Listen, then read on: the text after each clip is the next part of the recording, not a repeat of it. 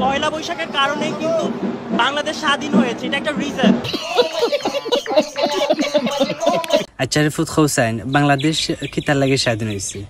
কোন কারণে, কোন আন্দোলনের মাধ্যমে, কোন যুদ্ধের মাধ্যমে? একটু হোসেন বুঝাইয়া। পয়লা বৈশাখের কারণেই কিন্তু বাংলাদেশ স্বাধীন হয়েছে, এটা একটা রিজন।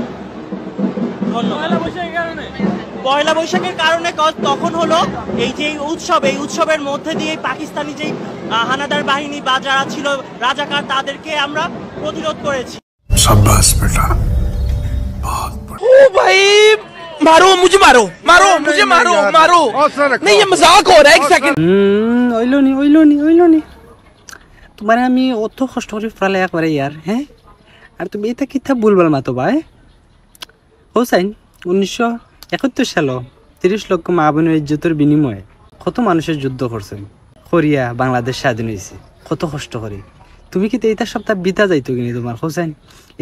এরা শুনলে তো তোমার খালি ফাত্তর দিইটাই বা দুঃখে পিঞ্জিরা ফাটি তার হোসেন।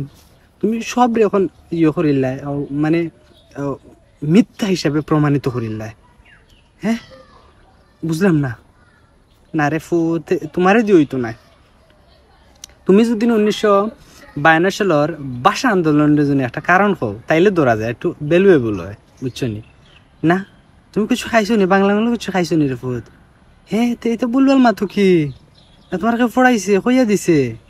ও আচ্ছা, না তোমারে এখান শুনিয়া তো এই যে বাংলাদেশের স্বাধীনতা লই এত কিছু বা এত অবদান আজ আমরা মানে দেশ বাঁচিয়ে আছি বা দেশ বসবাস করতে পারি আর দেশের জনগণ হিসাবে, এসব তো বিতা যাইব কি তোমার এই কথা শুনলে?